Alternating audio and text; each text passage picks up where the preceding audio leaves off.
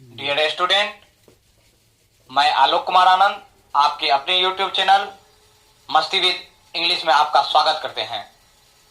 आप यदि आगामी बिहार बोर्ड के एग्जाम देने वाले हैं तो यह वीडियो आपके लिए रामबाण साबित होगा। आज आपके लिए मैं लाया हूं वर्ब। देखिए, जो वर्ब से इंपॉर्टेंट है जो कि डायरेक्ट आपको एग्जाम में पूछेगा। देखिए, सबसे पहले हेल्पिंग वर्ब की ओर हम जब चलते हैं, बी वर्ब को देखें। बी वर्ब होता है इज, एम, आर।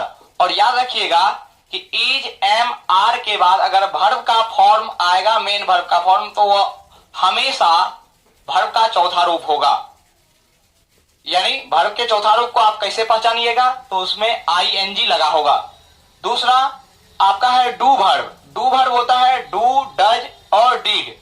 याद रखिए, डू, डज, डिड के बाद हमेशा वर्ब का बेसिक फॉर्म यानी कि first form of the verb use होता है, वर्ब का पहला रूप। आप सब्जेक्ट को देख करके गड़बड़ाइएगा नहीं। आपको चाहे डू लगा रहे, डज लगा रहे या डिड लगा रहे, वर्ब का पहला रूप ही उसके बाद आएगा मेन वर्ब के रूप में। और हैव वर्ब, हैव वर्ब है हैज, हैव और हैड। और हैज, हैव और हैड जो हैव वर्ब है उसके बाद वर्ब का तीसरा रूप का हम लोग प्रयोग करें। जैसे एग्जांपल से हम लोग समझते हैं, he is dash TV, watch, watches, watching और नन ऑफ दी। ध्यान दीजिएगा, आप देख रहे हैं यहाँ इज है तो वर्ब का कितना रूप आना चाहिए, वर्ब का चौथा रूप आना चाहिए। और वर्ब का चौथा रूप कैसे पहचानेंगे, तो आईएनजी। तो देखिए आपका ऑप्शन सी करेक्ट होगा। दूसरा, I have dash the red fort. यहां पर हैव है, हैव के बाद वर्ब का कितना रूप आना चाहिए, तो वर्ब का तीसरा रूप। तो वर्ब का तीसरा रूप यहां देखिए, आप सी है, सॉ है, सीन है, तो वर्ब का तीसरा रूप आपका क्या है, सीन। तो हमारा जो सही आंसर होगा वो क्या होगा, सीन। और डू यू डैश टी, टेक्न, टुक, टेक, टेक्स। तो अब देखिए यहाँ यू है और यहाँ डू लगा हुआ है। डू लगा हुआ है, हमको यू से मतलब नहीं है, मतलब है डू, डू, डज, डिड। जैसा कि मैंने आपको पहले बताया, इसके बाद वर्ब का पहला रूप आएगा, इसलिए वर्ब का पहला रूप खोजना है।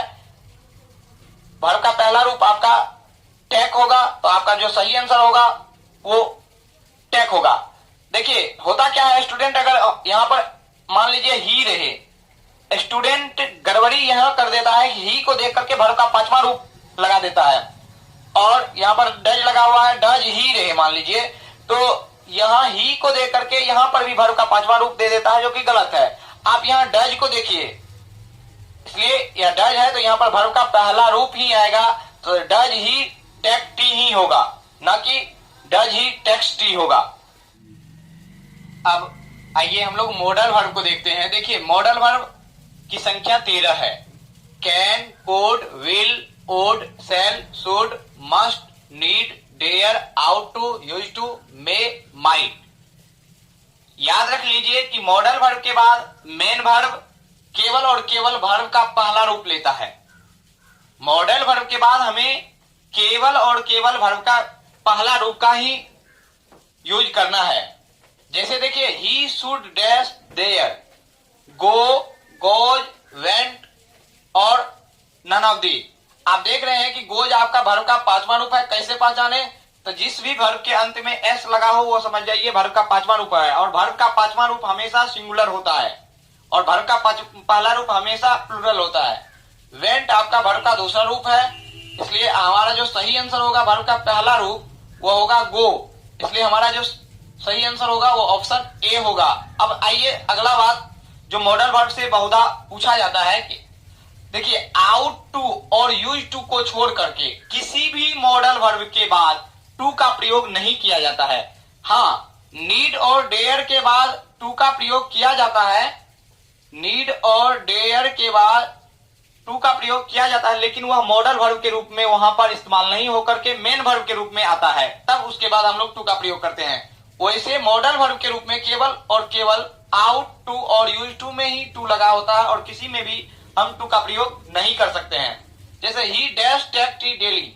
अब यहां देखिए आपको दिया हुआ शुड टू नहीं होगा, शैल टू नहीं होगा, विल टू और यहां पर use to.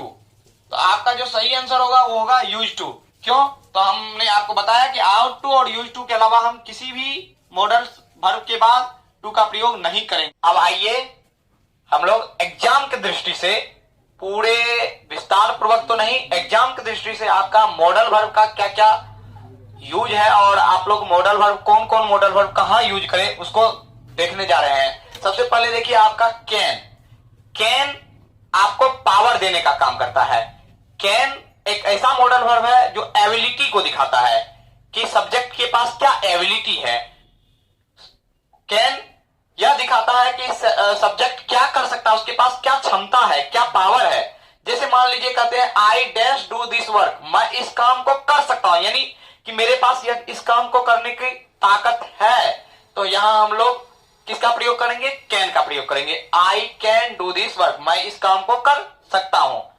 I am able to do this work, मैं इस काम के करने लायक हूं। अब देखिए मे का जो सबसे पहला आपका यूज है वो है परमिशन लेने के लिए। उसे परमिशन देने के लिए भी हम मे का प्रयोग करते हैं, लेकिन लेने के लिए पोलाइटली रूप से हम लोग मे का प्रयोग करते हैं। जैसे हम लोग कहते हैं dash I come in sir, may I come in sir, क्या मैं अंदर आ सकता हूं वहां से? तो यहां हमको पोलाइटली पूछना होता है और पोलाइटली की बात अगर आए तो वहां हम लोग मे का प्रयोग करते हैं। हाँ, आप इससे भी ज्यादा पोलाइटली अगर पूछना है, आपको जो आज्ञा मांगनी है, तो आज्ञा मांगने के लिए इसके जगह पर, मे के जगह पर आप कुड का भी प्रयोग कर सकते हैं, उड का भी प्रयोग कर सकते हैं। अगर मे और कुड आपके ऑप्शन में रहे तो आप मे के जगह पर, हम लोग के क्या मे के जगह पर कुड का प्रयोग करें। अब देखिए पॉसिबिलिटी दिखाने के लिए, किसी चीज की संभावना, कोई भी एक्शन होने की संभावना अगर हो तो वहां हम लोग मे का प्रयोग करते हैं। जैसे dash it dash rain today, आज वर्षा हो सकती है, इसकी संभावना है, इसकी पॉसिबिलिटी है, तो वहां हम लोग मे का प्रयोग करेंगे। इट मे रेन टुडे, आज वर्षा हो सकती है। अब देखिए कामना, श्राप या आशीर्वाद दिखाने के लिए भी हम लोग मे का प्रयोग करते हैं। बहुत ही इंपॉर्टेंट है, इसको आप अपने नोटबुक में नोट कर लें। जैसे आपको रहेगा डैश यू लीव लॉन्ग, या कुछ भी जिसमें यह लगे कि आशीर्वाद दिया जा रहा है या किसी को श्राप दिया जा रहा है या किसी के लिए विश किया जा रहा है, तो वहां हम लोग मे का प्रयोग करेंगे। इसको पहचानने का जो सबसे आसान तरीका है, देखिए अगर आपके वाक्य में, अगर आपके एग्जाम में, अगर आपके एग्जाम में मॉडल वर्ब से संबंधित प्रॉब्लम पूछा गया हो और अंत में एक्सक्लामेशन का चिन्ह हो लगा हुआ, एक्सक्लामेशन का चिन्ह, ये वाला चिन्ह अगर लगा हुआ हो, तो आप 100% मे का ही प्रयोग करें और किसी भी मॉडल वर्ब का प्रयोग ना करें। ये मस्ट के बारे में जानते हैं। देखिए मस्ट का अर्थ होता अवश्य चाहिए, और यह आपको नैतिक कर्तव्य, मॉरल ड्यूटी को दिखाने का काम करता है, और साथ साथ बाध्यता, यानी कि आपको बाध्य करता है, आपके कर्तव्य को करने के लिए आपको बाध्य करता है, तो आप मस्ट का प्रयोग करिए। देखिए मस्ट के जगह पर शुड का भी प्रयोग होता है, लेकिन शुड से ज्यादा आप मस्ट का प्रयोग करें, काहे कि शुड उतना प्रभावी नहीं है जितना कि मस्ट। तो जैसे कि कहा यू डैश ओबे योर पेरेंट्स, तुम्हें अपने माता पिता की आज्ञा माननी चाहिए, यह आपका नैतिक कर्तव्य है, और नैतिक कर्तव्य दिखाने के लिए आप लोग किसका प्रयोग करेंगे? मस्ट। यू मस्ट ओबे योर पेरेंट्स। देखिए यहां पर शुड का भी प्रयोग आप कर सकते हैं अगर मस्ट ना रहे तो, और आउट टू का भी प्रयोग किया जा सकता है। अब देखिए मस्ट नॉट का प्रयोग, देखिए मस्ट नॉट का प्रयोग जो है आपको सख्ती के साथ, यानी स्ट्रिक्टली, पूरे कड़ाई के साथ किसी काम को करने से मना करने के लिए किया जाता है। जैसे you must not use the mobile in the class, तुम्हें अवश्य रूप से मोबाइल का प्रयोग नहीं करना चाहिए अपने क्लास में, यानी क्लास में मोबाइल का प्रयोग नहीं करना चाहिए। यानी कि अगर आप किसी को कड़ाई के साथ सख्त हो करके मना कर रहे हैं तो वहां पर मस्ट नॉट का प्रयोग होता है, याद रखिएगा। और अब आइए हम लोग देखते हैं यूज टू को। यूज टू का प्रयोग पास्ट टाइम यानी बीते हुए समय के हैबिट को दिखाने के लिए, यानी अगर किसी कर्ता का, यदि किसी सब्जेक्ट का कोई आदत पुराने समय में हो, पुराने जमाने में कोई आदत हो जो अभी उसके पास वो आदत नहीं है, या पहले कोई इसका डेली रूटीन हो, तो उसे दिखाने के लिए हम लोग यूज टू का प्रयोग करते हैं। जैसे अगर हम कहें कि Mister Sinha use to run daily in the morning, Mister Sinha दौड़ा करते थे डेली इन द मॉर्निंग, रोज सुबह में, तो दौड़ा करते थे, अभी दौड़ नहीं रहे हैं। या पास्ट टाइम का उनका हैबिट था दौड़ना, या डेली रूटीन था उनका कि वो दौड़ा करते थे। इसी तरह अगर हम कहें he used to drink 5 years ago, वो 5 साल पहले पिया करते थे, शराब पिया करते थे, लेकिन बेचारा अभी नहीं पी रहे हैं, तो वह हम लोग यूज्ड टू का प्रयोग करेंगे। यानी पुराने जमाने के बीते हुए समय के आदत को दिखाने के लिए हम लोग यूज्ड टू का प्रयोग करते हैं। हाँ, याद रखिएगा, पास्ट टाइम के हैबिट को बताने के लिए हम लोग वुड का भी प्रयोग कर सकते हैं। अगर आपको ऑप्शन में यूज टू ना रहे तो ऐसी स्थिति में आप वुड का भी प्रयोग कर सकते हैं। अब आइए देखते हैं वुड के यूज को। वुड का यूज जो होता है वो कोरी कल्पना दिखाने के लिए किया जाता है।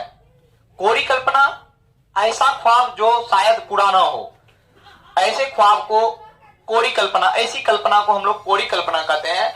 अगर प्रेजेंट या पास्ट टाइम का कोई कोरी कल्पना हो तो हम लोग मेन क्लॉज के साथ वुड का प्रयोग करते हैं। मेन क्लॉज जिसमें, यहां देखिए, आप इसको एग्जांपल से समझ सकते हैं। आप यहां देखिए इफ लगा हुआ, तो यह एक कंडीशनल वर्ड है और इसका मतलब हुआ कि यह एक कंडीशनल क्लॉज है, और यह जो अपने आप में स्वतंत्र एक क्लॉज आपको नजर आ रहा है, यह मेन क्लॉज है। तो मेन क्लॉज में हम लोग वुड का प्रयोग करते हैं। यहां पर हम लोग वुड का प्रयोग करेंगे।